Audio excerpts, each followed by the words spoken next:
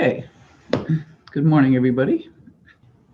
So today we actually get to talk about a little bit of new physics that we haven't talked about yet. Let's review where we've, a little bit about where we've been so far. So the basic theme of the whole semester has been charge and field and the interaction of charges and fields. And so the basic idea has been that charged particles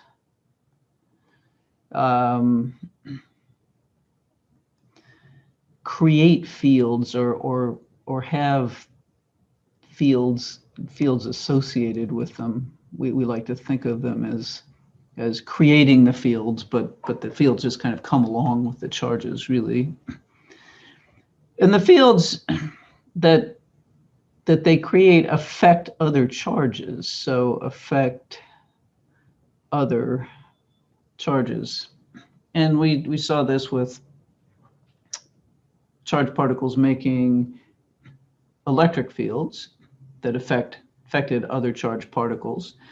We saw this with moving charged particles making magnetic fields, but we never really quite nailed down exactly what magnetic fields do, except that they deflect a compass, that a compass points in the direction of the net magnetic field. So we're now ready to fill in that piece of our picture and talk about magnetic forces. So we could actually create a little table here. So we could say the source of a field is just a charge, and the field, sort of how they create how we characterize the field that's created. So for a stationary charge or a moving charge makes an electric field, and the electric field of a single charge was given by 1/4 pi epsilon 0, the charge of the charged particle, divided by the square of the distance from the charged particle to the observation location, and the direction was given by the vector r hat. And we also talked about how fields affect other charges. So how fields affect charges.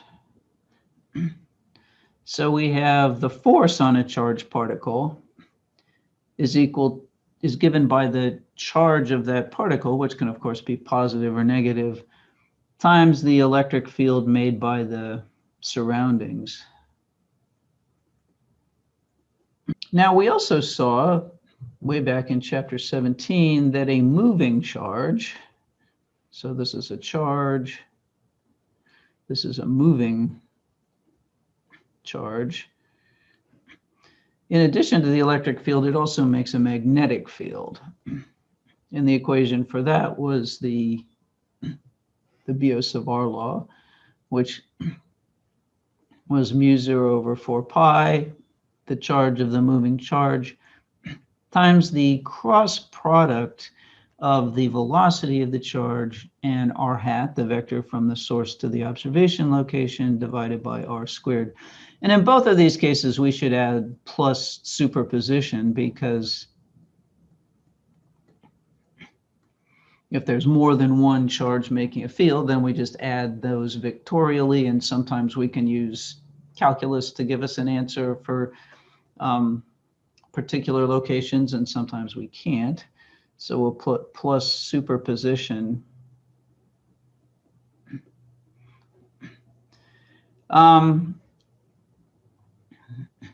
And we'll eventually get to an accelerated charge.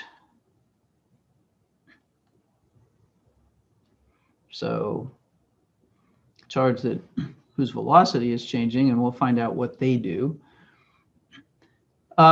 But for now, the piece we're going to look at is this missing piece here, how a magnetic field affects other charges. And it turns out that what magnetic fields do is they exert forces on other moving charges. So, so they affect other moving charges. And in fact, the magnetic force, as we're going to see today, the magnetic force on a charged particle is equal to the charge of the affected particle times yet another cross product. We have the velocity of the affected particle, the cross product of the velocity and the magnetic field, which means that these forces are again going to be going off at interesting right angles. And these four equations here are all the equations that you have to memorize for this course. So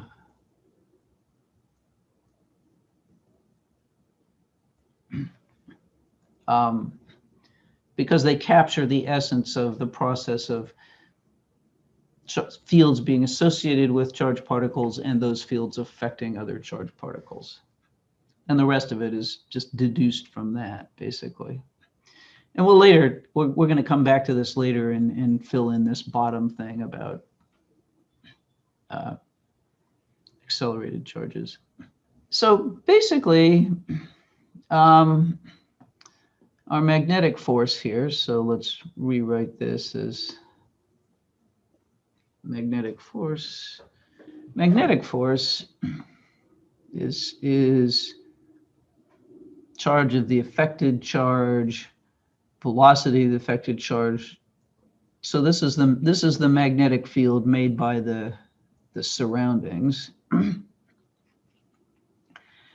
And given that equation, we can sort of deduce that it's because we know that a cross product, a vector cross product gives a vector that is perpendicular to the plane established by the two vectors involved in the cross product, that these magnetic forces are going to be perpendicular to the motion of the particles. So, oops, need a vector here, is perpendicular to V of affected particle.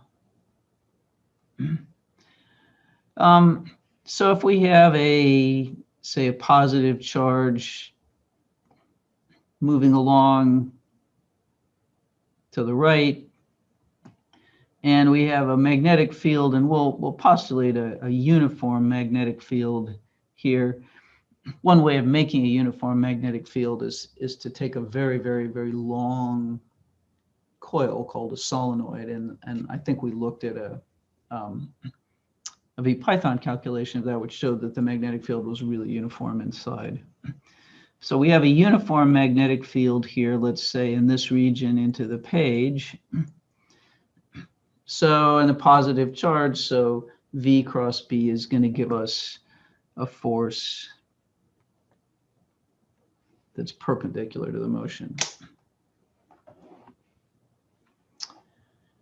And of course, we've got our favorite right-hand rule to help us figure out directions. So let's look at that. Here's a proton, a positive charge, because that's the easiest thing to think about. And we can pick a direction for the velocity of this charge. So let's say it's going in the plus x direction. And then we get to pick a direction for the magnetic field at the location of the proton. We don't care about the magnetic field anywhere else. We just care about the magnetic field at the location of the proton. So let's make that in the plus y direction, say. And then we're going to use our right hand again. So here's a right hand. And as usual, the first thing we need to do is rotate our hands so our fingers point in the direction of V.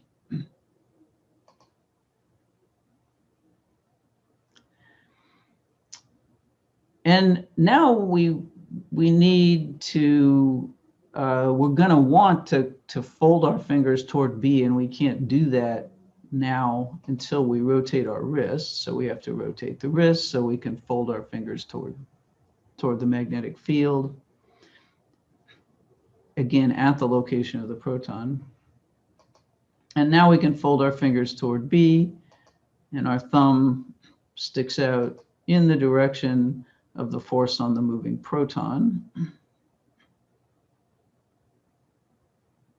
So we end up with the force on the moving proton B in the direction that our thumb points after we've done that, folding our right hand. And of course, if this were an electron, there'd be one more step, because we'd say, but the charge of the particle is negative, and that means that we're going to multiply this V cross B vector by a negative number. And so, in fact, if this particle were an electron instead of a proton, the force on the electron would, of course, be into the page in the minus Z direction instead of out. So let's try one more. Let's make VB negative Y, and the magnetic field be, what shall we make it? Negative Z. Okay, so the proton is moving down and then minus Y direction. The magnetic field at the location of the proton due to some other charge is in the minus Z direction. Take a second and see if you can figure out what the direction of the force is going to be before we do the animation here. So we need to use our right hand, which may mean putting down a pencil. We need to point our fingers along V.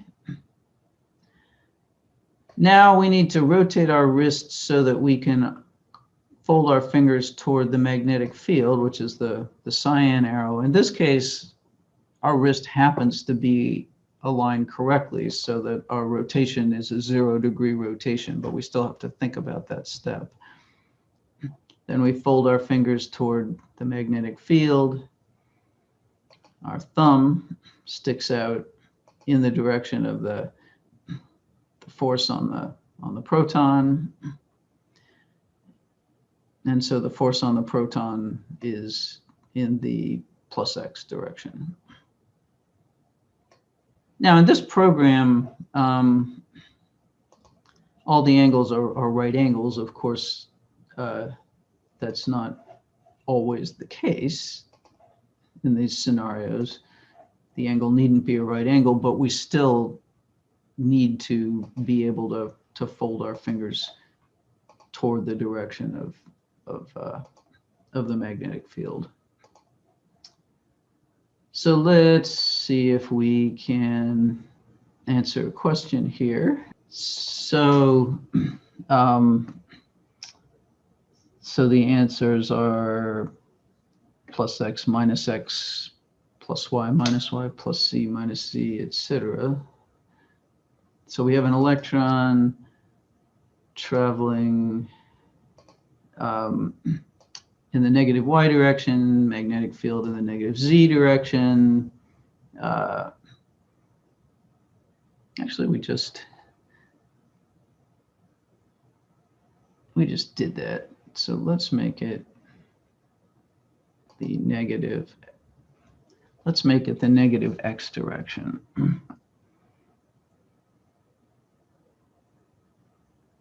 Okay, so the electron's traveling in the negative Y direction. At the location of the electron, there's a magnetic field in the negative X direction. What's the direction of the magnetic force on the electron? Now remember that you have to do the right-hand rule, and then you have to flip that final vector because the electron has a negative charge, right? So here's what you said. You said that, so 56% voted for plus Z and 41% voted for minus Z. So you're right that the only axis that's perpendicular to both X and Y has to be the Z axis. But we aren't completely clear on what direction. So let's actually go back to the program. So V is minus Y, B is minus X. Okay. So here's our hand. Point our fingers along with V. Rotate the wrist so we can curl our fingers toward B. Fold fingers toward B. Stick the thumb out. So our thumb is pointing in the negative Z direction. So if this were a proton, that would in fact be the direction of the force on the proton. But it's not a proton, it's an electron. So we actually have to flip it so that, because we're multiplying by that minus E for the electrons. So in fact, the correct answer is actually plus Z. Let's see if we can answer a slightly different question. This is kind of a backwards question. So we have a proton traveling in the negative X direction, and we know that the magnetic force on the proton is in the negative Z direction. So what is a possible direction of the magnetic field at the location of this proton? We're trying to deduce the magnetic field at the location of the proton.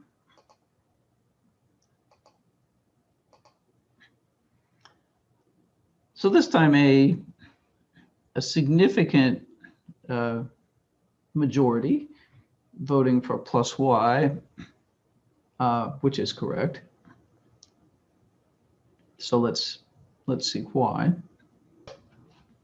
So if we have the proton here traveling in the minus X direction, and the force is in the minus Z direction, so the force is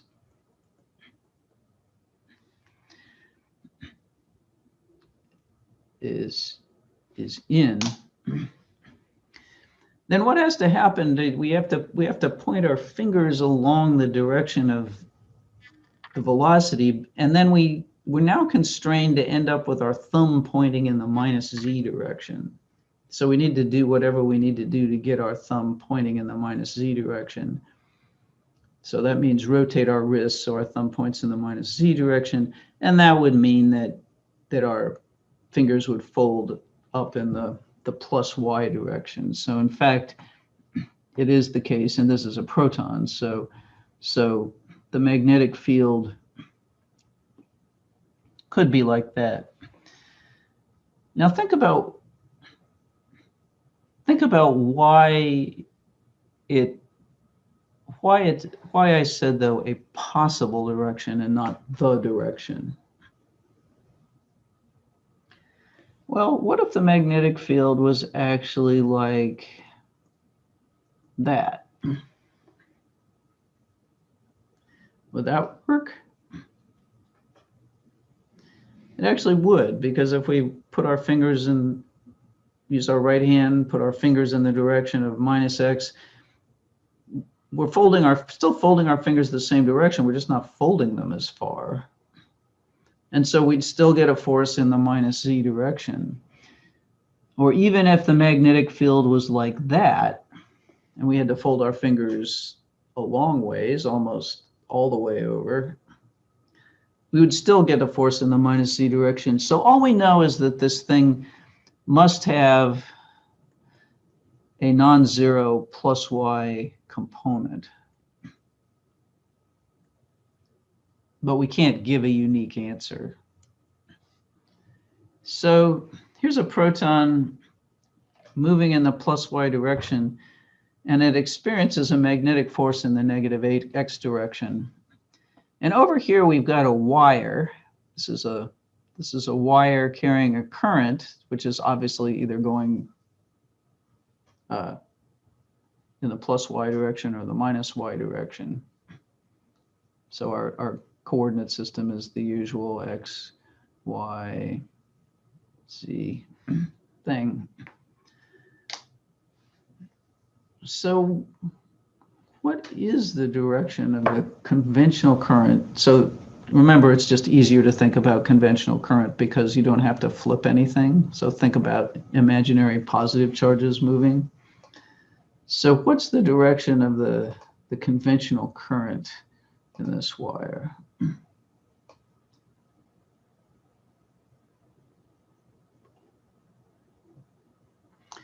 All right. I think if some of you answered some other question, because here's what you said.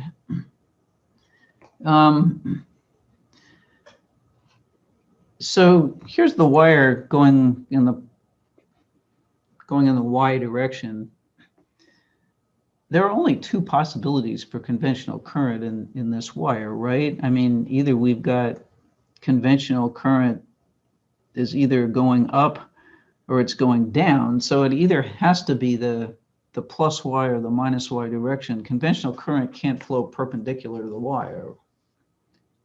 So if you said, a significant fraction of you said plus or minus z, and I'm not sure what question you were answering because that's not a possible direction for the current of this wire. Now there is something that has to be in the plus or minus z direction. What is it? Magnetic field. Yep, that's right. So maybe you were thinking about magnetic field. Most of you said plus y.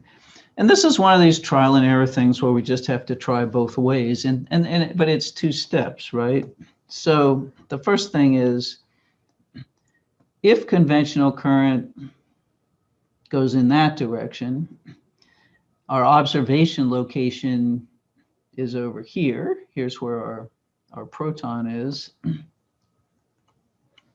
And so IDL cross R hat would make a magnetic field into the page at that location.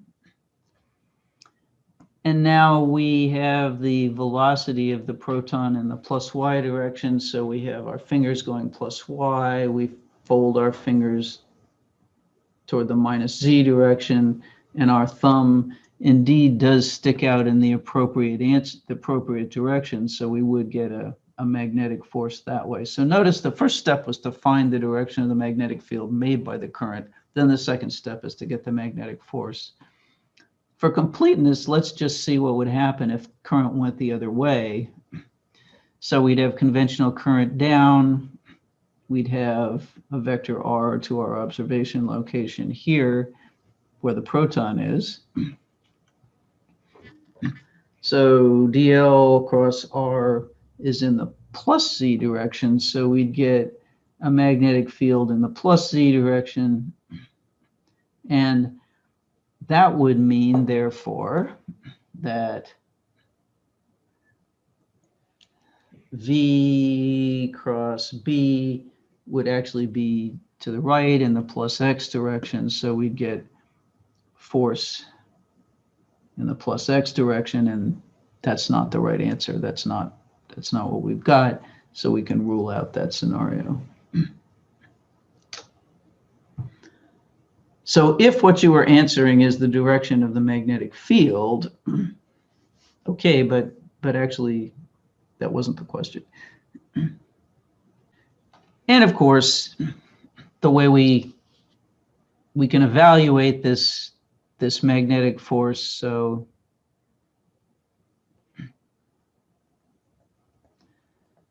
to get numbers, and we can do the usual thing of actually multiplying out the full vectors if we know them. Or again, let me remind you, we can get the magnitude. So the magnitude of F is the absolute value of Q times the magnitude of V cross B, which of course is Q times V, magnitude of V, times the magnitude of B times the sine of the angle between them. And then we can get the direction from the right-hand rule, always paying attention to the sign of the charge. So for example, if we have a proton here traveling in some direction like this, we have a magnetic field to the right. This angle is 140 degrees. Then the magnitude of so if we say that the speed is 2 times 10 to the 5th meters per second, and the magnitude of the magnetic field is 4 Tesla, which is very big, and it's a proton, so Q equals 1.6 times 10 to the minus 19 coulombs. Then the magnitude of the magnetic force would be 1.6 times 10 to the minus 19 coulombs times 2 times 10 to the 5th meters per second times 4 Tesla times the sine of 140 degrees, and we'd get 8.2 times 10 to the minus 13 newtons. And then to figure out the direction, we'd use the right-hand rule. So V cross B would give us direction, would give us minus Z, right? And of course, if we have V and B on the same axis, we'd get the force, magnitude of the force is 0 because the sine of 180 degrees is 0. Or another way would be if they're actually in the same direction.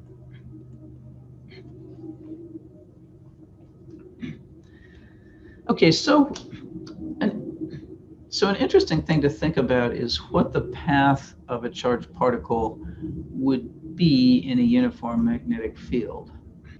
We back to the momentum principle here. The momentum, something a short time in the future, is the momentum now plus F net delta t. So let's think about a positive charge with its momentum, velocity in the plus y direction. We have a magnetic field in the plus z direction out of the page. So QV cross B, the force would be to the right.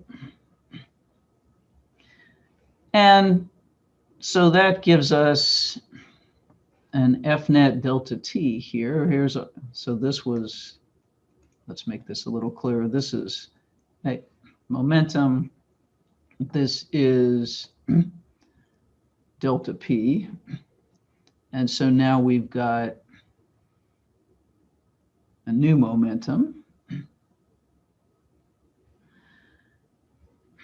And so this particle is going to travel in this direction along the new momentum for a while.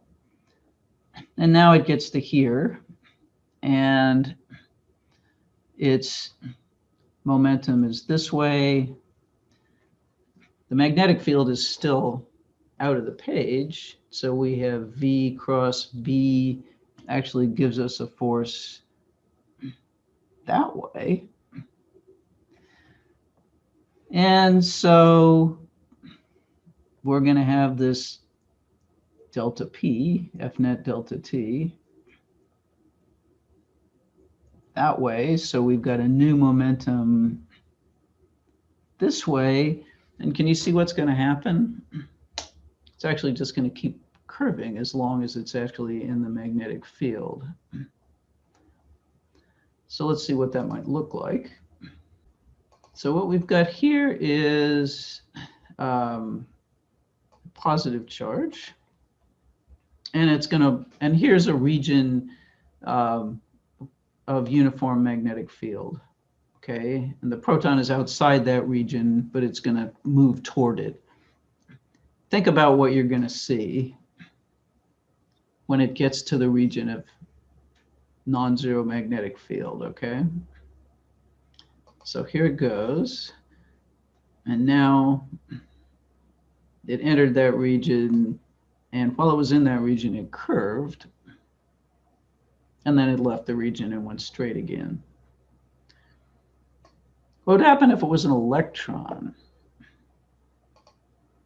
An antiproton, say, same mass, but opposite charge, so a negatively charged particle.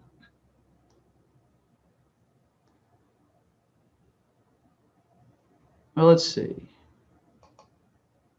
It enters this region and it curves the other way because the magnetic force on the electron is opposite to the magnetic force on the proton.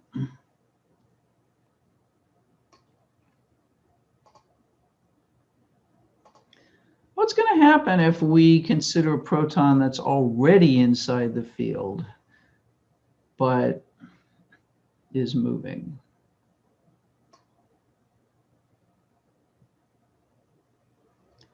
Well, let's see. So the green arrow is the momentum. The blue arrow is the force.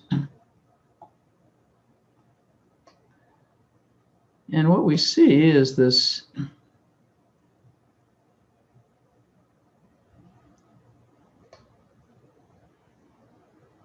proton spiraling around. Now, why isn't it not just going in a circle? Well, it's because it obviously had some y component of momentum before it started. So if the y component of momentum was 0, in fact, it would have gone around in a circle. What would be different if it was an antiproton?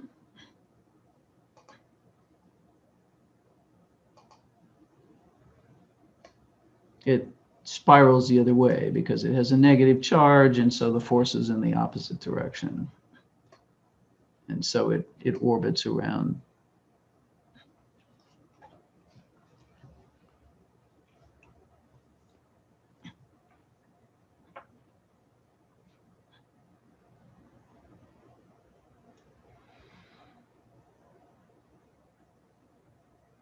Okay. So we can actually here derive some things quickly about the motion of a charged particle in a magnetic field just by using some basic things we know from physics 1. So remember that dp dt equals F net, and remember that the perpendicular component of that equaled the perpendicular component of F net, and the magnetic, which is the component of F net perpendicular to the momentum, which is the case of the magnetic force. It's always perpendicular to momentum because it's perpendicular to the velocity. So if we take magnitudes of these things, we get we know that dp, the perpendicular component of momentum, was equal to mv squared over r, and this is just equal to the magnetic force qvb, in this case sine 90 degrees. So one of those v's drops out and we get an mv over r equals qb. So the radius of the orbit, if we just do a little algebra here. So mv over qb would equal the radius of the orbit.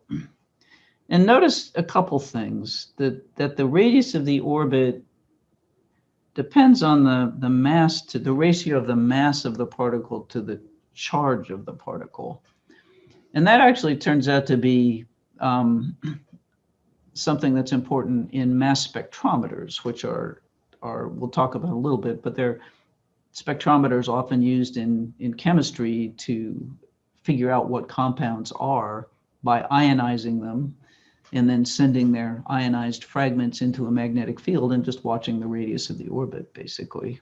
Of course, it also depends on the speed of the particle and the magnetic field. We can also figure out the time for a circular orbit. So we can figure out the angular frequency of the orbit and figure out how long one orbit would take. So we remember that the angular frequency was given by the speed over the radius of the orbit. It has units of radians per second. Because 2 pi r is velocity times the period, right? So 2 pi r over the velocity is the period, and omega is 2 pi over the period, so that comes out to 2 pi divided by 2 pi r over v, which was equal to v over r. So another way to write our dp perpendicular dt is that's equal to omega mv, and that's qvb. And so we get the angular frequency is going to be qb over the mass. And actually, this particular formulation is actually true for particles moving at high speeds. So we can actually stick our gamma in there if we want to, because it's true no matter what gamma is. So 2 pi over the period is equal to qb over gamma m. And if we solve for t, we get 2 pi gamma m over qb, which is approximately equal to 2 pi times the mass over the charge times the magnetic field. Okay, if gamma is approximately 1. Now, why is this interesting? This is interesting for what's not here. What's not here is actually the speed or the radius of the orbit. So it turns out that for an orbit of a charged particle in a uniform magnetic field, so t is independent of the velocity or the radius. And this turns out to be critical for how a cyclotron works. And we'll talk about that if we have time to do that. So we can get forces on a current carrying wire.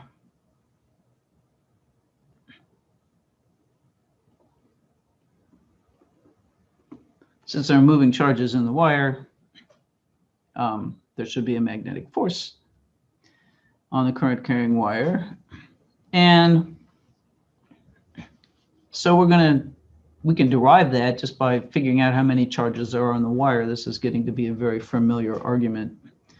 So force on one charge is QV cross B for one charge.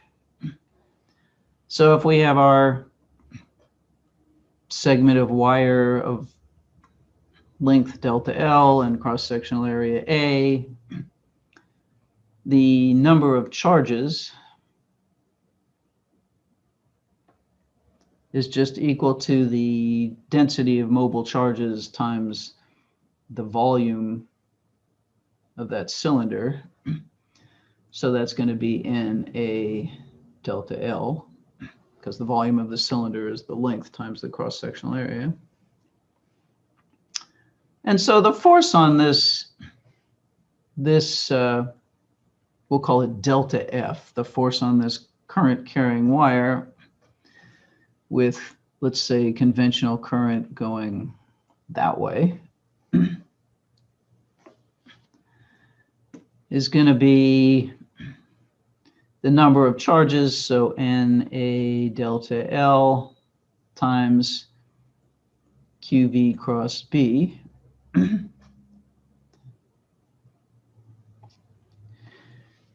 And we can play our usual game of saying that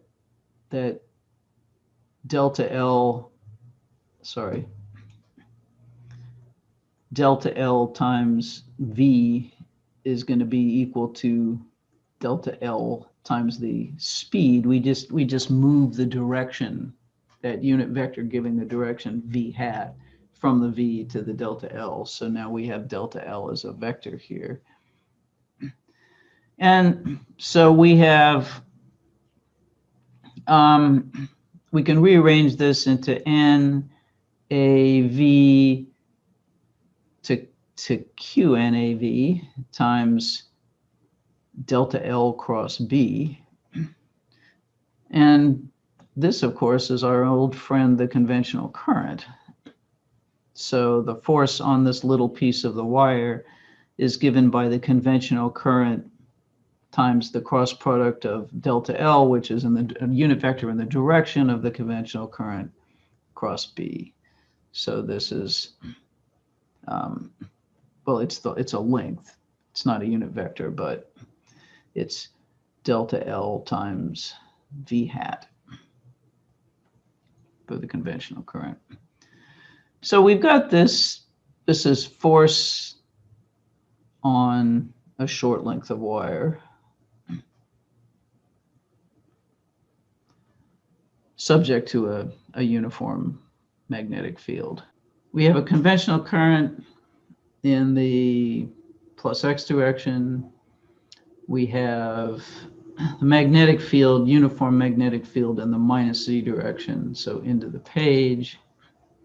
What's going to be the direction of the force on this whole wire full of moving imaginary positive charges? So this magnetic field is due to something else. Okay, this is not the magnetic field made by the wire itself. This is a magnetic field due to some big coils somewhere outside here.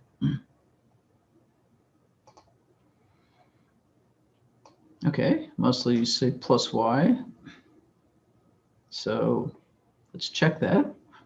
So our DL would be, our delta L would be in the direction of the conventional current here. So there's delta L. And so we have the absolute value of the conventional current times DL cross B. So delta L, and again, delta L is in the direction of the velocity of one of these imaginary positive charges. So we have delta L to the right and magnetic field into the page. And so we do indeed get a force in the plus Y direction on the wire. So I want to talk about a specific situation that also turns out to be important in things like mass spectrometers and accelerators and other situations. Suppose we have we'll do a positive charge just because it's simpler. Suppose we have a magnetic field and an electric field present due to things in the surroundings.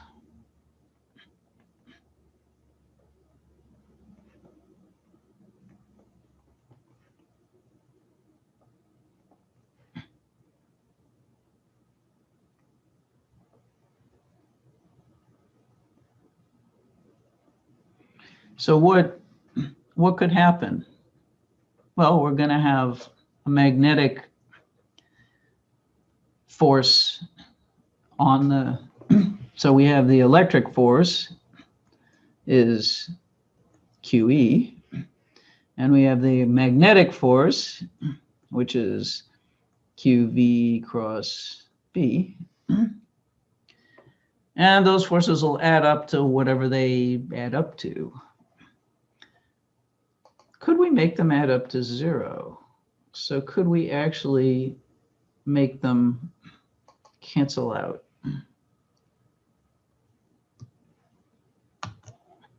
So let's think about this situation here. So we've got a positive charge moving in the minus x direction. So we have the usual coordinate system, x, y, z out. And we've got a situation where the electric field due to the surroundings is down, so the minus y direction, and the magnetic field is out of the page in the plus z direction. And so let's take these forces one at a time and see what their directions are going to be. So the first question is, question A, what's the direction of the electric force on this moving charged particle? Okay, so we're going all the way back to chapter 13, first week of class. So indeed, it's a positive charge. The electric field is in the minus y direction.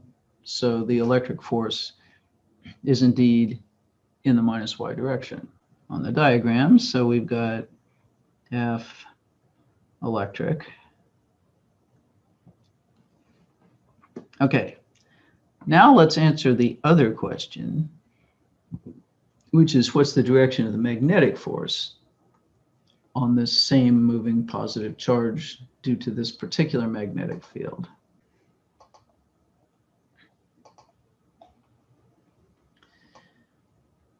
Okay, so as most of you correctly said, the magnetic force is actually in the plus y direction in this situation. We have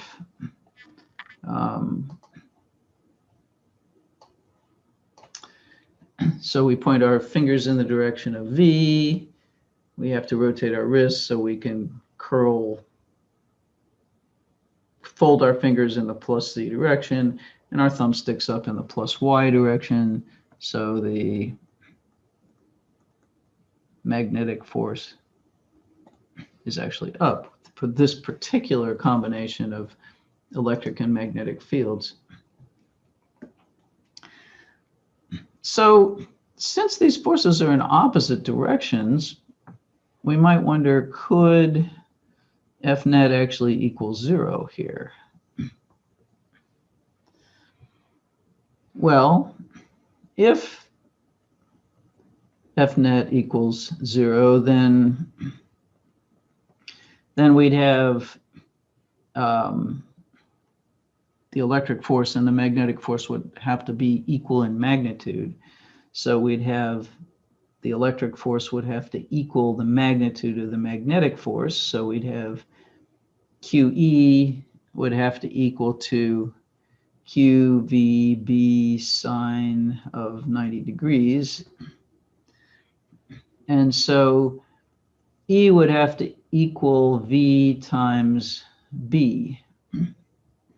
So the magnitude of the, the magnitude of E would have to be equal to the magnitude of B times the speed of the particle. So if F net equals 0, then,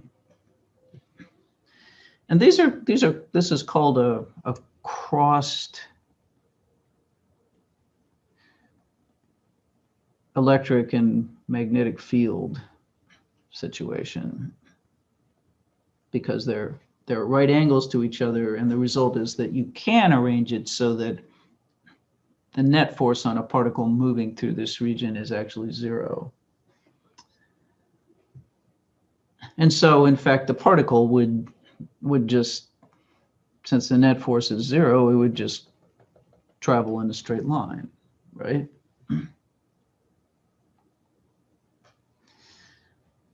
Okay, well, but what if, I mean, is this any use? What if the particle's negative?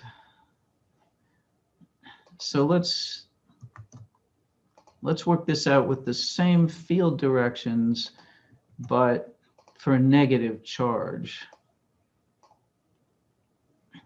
So here we've got exactly the same thing, magnetic field in the plus z direction, electric field in the minus y direction. So x, y, z here. So our first question is, what's the direction of the electric force on this moving negative charge? So note that this is now not a positive charge anymore. It is a negative charge.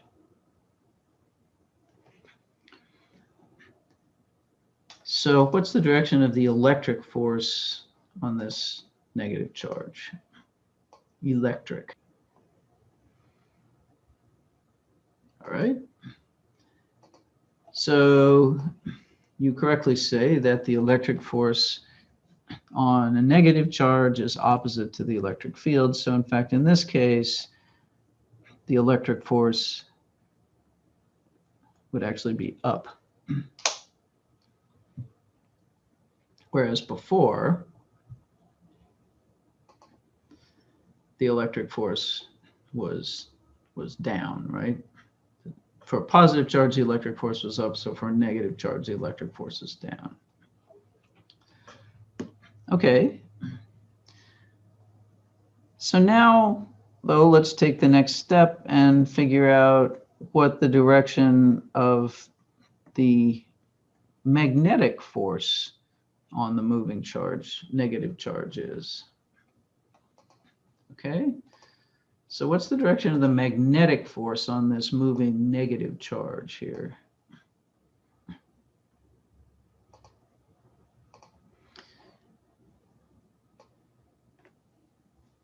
And most of you say minus y, which is indeed correct. The magnetic force on this moving negative charge is indeed in the negative y direction. So let's record this on the diagram.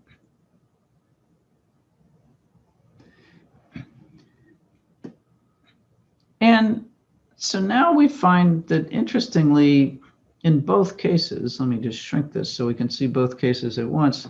In both cases, even though the electric force is in opposite directions, it turns out that the magnetic force it ends up being opposite to the electric force.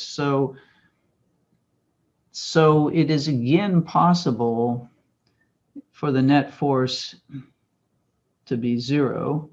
Then we'd have QE equals QVB sine 90 degrees, or E is equal to V times B. And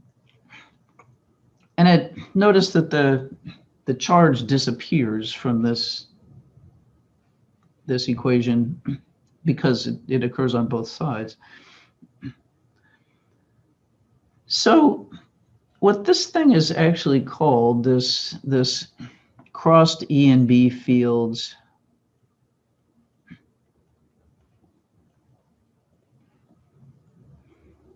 made by external charges, made by the surroundings,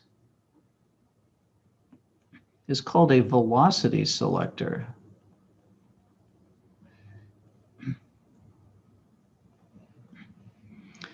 Because of any particle, no matter what its charge, is actually going to go right through this region in a straight line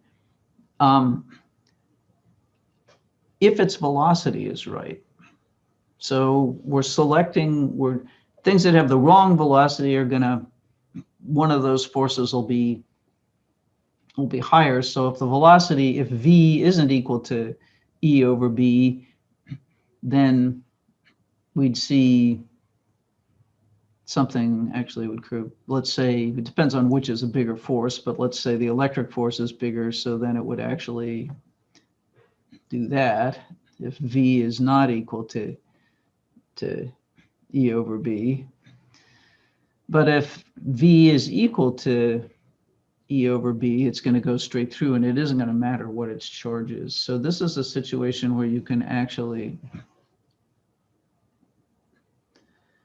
well, for a velocity selector. So we're engineering this. So will magnetic and electric forces always be opposite?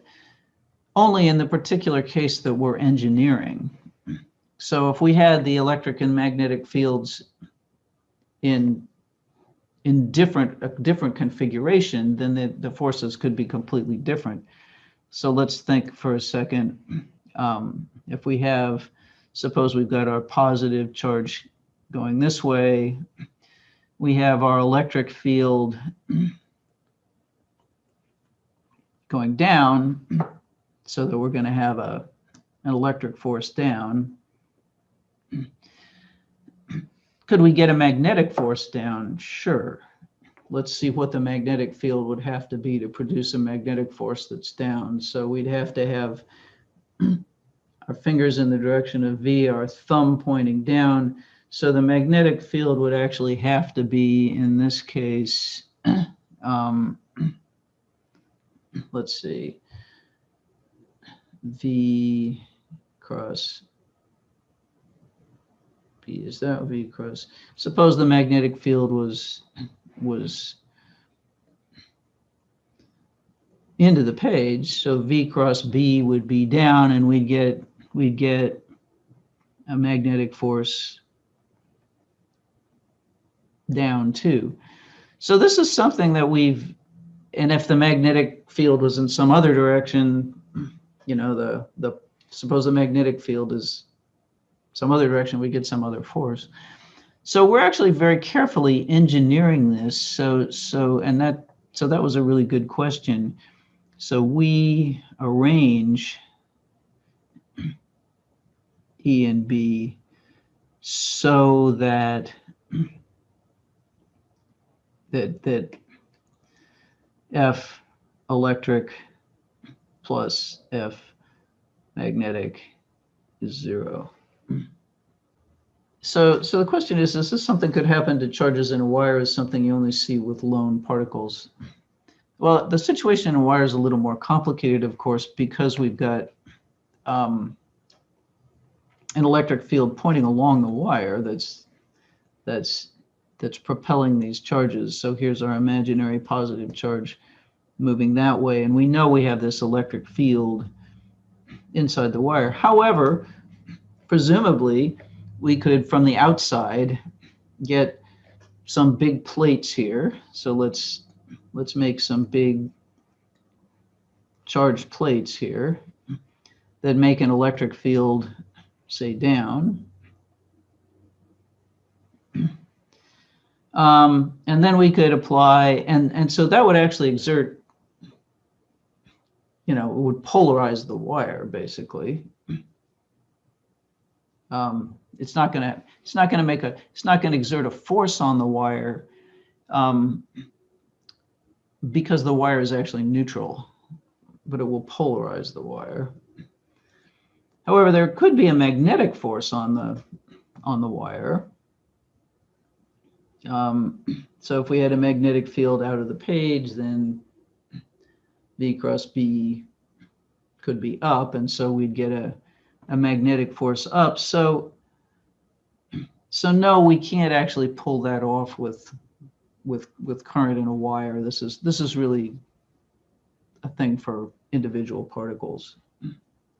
Okay, so very briefly, because we're almost out of time, let's go back to our magnetic field here, electric field here, positive charge going that way. So if the electric field, the magnitude of the electric field is 1,000 volts per meter, And the magnitude of the magnetic field is half a Tesla. And this is a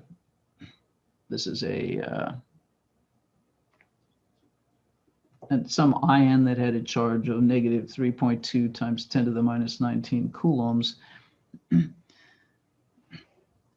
What values of E and B would make the particle travel in a straight line at constant speed? So make F net equals 0. Or rather, what values of V, sorry, what V? Well, V is just going to be E over B because we had QE equals QVB sine 90 degrees. So V is going to be E over B, so that's 1,000 volts per meter, 1,000 newtons per coulomb over 0.5 Tesla. So it would actually be going 2,000 meters per second. So what was new in today's lecture? You can answer that in chat. So in particle accelerators, where so when you're accelerating a particle, you're applying a force. You want to apply a force in the direction of motion to keep it going faster and faster. So your question is, is this how particle accelerators are made? I assume you're all answering this question in chat, which is what new physics did you see today? Yes, okay. But in a particle accelerator, it's just going to have to be super, super, super long. That's called a linear accelerator if you want to keep applying electric fields. So what they do is they actually make particles go in a circle by applying a big uniform magnetic field. And so that every time you come around the circle, you can get a kick and speed up the particle. So they sort of wrap the orbit around each other. So that's how a cyclotron works, and we can talk about that a little bit next time.